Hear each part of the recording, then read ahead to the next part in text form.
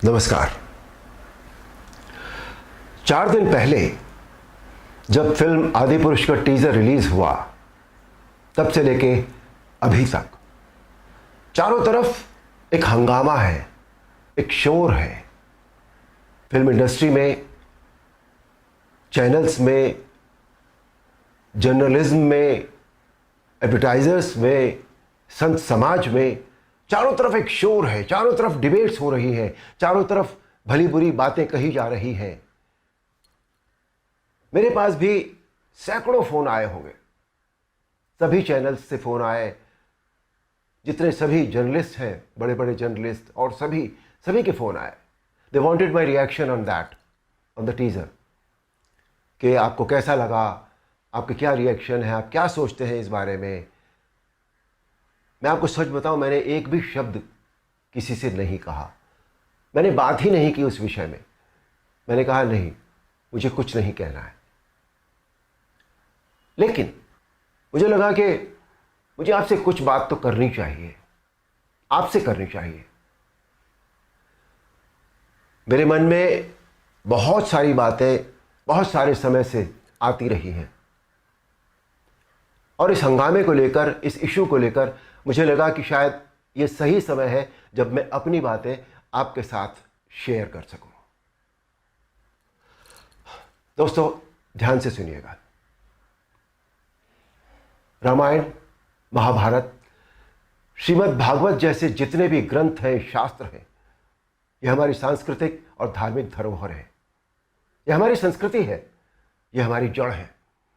सारी मानव सभ्यता के लिए यह नींव के समान है, और न तो नींव को हिलाया जा सकता है और न ही जड़ को बदला जा सकता है। नींव या जड़ से किसी भी तरह का खिलवाड़, किसी भी तरह की छेड़छाड़ बिल्कुल भी ठीक नहीं है। हमें इन शास्त्रों से संस्कार मिलते हैं, जीवन का आधार मिलता है। ये धरोहर ही हमें जीने की कला सिखाती है। हमारी संस्कृति विश्व की सबसे प्राचीन संस्कृति है। हमारी हर पीढ़ी इसे युगों युगों से आत्मसात करती आ रही है, जिसका सबसे बड़ा एग्जाम्पल है 2.5 साल पहले जब कोरोना आया था, तो कोरोना ने लोगों की धार्मिक भावनाओं को तब से लेकर आज तक और भी प्रबल कर दिया है। हमारी धार्मिक परंपराओं और मान्यताओं को और अधिक पुष्ट किया है इस महामारी ने। टीवी पर जब धारावाहिक रामायण प्रसारित हुई थी कोरोना के दौरान, तो रामायण ने एक विश्व रिकॉर्ड बनाया। आप सब जानते हैं, हम सब जानते हैं, ये एक बहुत बड़ा संकेत है हमारी मान्यताओं और परंपराओं की प्रामाणिकता का। इस बार यानी 2020 में रामायण आज की युवा पीढ़ी ने भी देखी, और 35 साल पहले बनी रामायण को पूरी श्रद्धा और आस्था से देखा, समझा और आत्मसात किया। आज जो बेहिसाब लोग मुझसे मिलते हैं, उनमें सबसे ज्यादा संख्या टीनेजर्स की होती है। दोस्तों, 500 साल के संघर्ष, अथक प्रयत्न और जद्दोजहद के बाद, न जाने कितना रक्त बहाने के बाद, हमें राम मंदिर के पक्ष में निर्णय मिला, और वहां एक भव्य मंदिर का निर्माण हो रहा है, जो 2024 तक पूरा भी हो जाएगा। अप्रिशिएट करने वाली बात यह है कि मंदिर को भव्यता देने के साथ साथ उसकी आत्मा और मौलिकता को ज्यों का त्यों रखकर यह मंदिर बन रहा है। हमें अपनी सभी सांस्कृतिक और धार्मिक धरोहरों और मान्यताओं को जैसी वो है वैसी ही बनाए रखना चाहिए। उनमें किसी भी तरह के बदलाव की न तो जरूरत है, न करना चाहिए, और न ही किसी और को करने देना चाहिए। भला कोई अपनी नींव हिलाता है क्या? कोई अपनी जड़ें बदलता है क्या?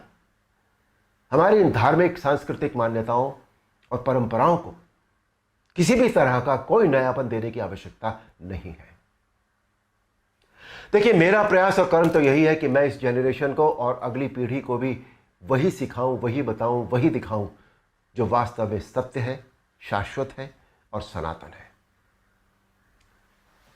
एक बात और सोचने वाली है, किसी और धर्म की परंपरा या मान्यता में जब किसी भी प्रकार का बदलाव या नयापन नहीं किया जाता, तो हमारी सनातन धर्म की मान्यताओं परंपराओं के साथ छेड़छाड़ आखिर क्यों?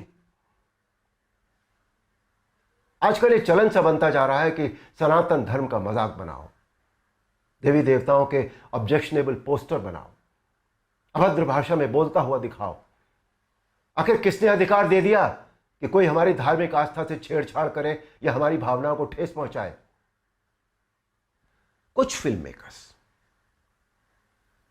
कुछ राइटर्स, कुछ पेंटर्स, कुछ एक्टर्स, कुछ एडवर्टाइजर्स को इस बात का विशेष ध्यान रखना चाहिए कि वो क्रिएटिव लिबर्टी के नाम पर धर्म का मजाक न बनाए और न ही किसी की मान्यता या परंपरा को तोड़ मरोड़ कर प्रस्तुत करें।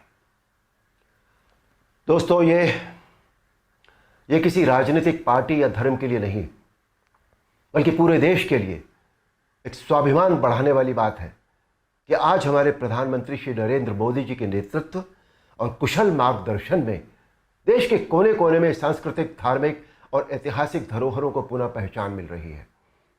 स्थान स्थान पर कॉरिडोर बनाए जा रहे हैं जिनसे हमारी इन धरोहरों की रक्षा भी हो रही है, उनका पुनर्निर्माण भी हो रहा है, साथ ही उनकी मौलिकता भी यथावत रखी जा रही है। मोदी जी, ये देश सदैव आपका ऋणी रहेगा।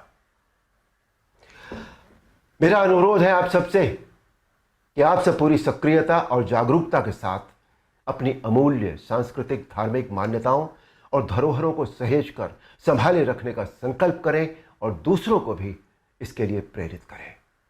धन्यवाद। नमस्कार।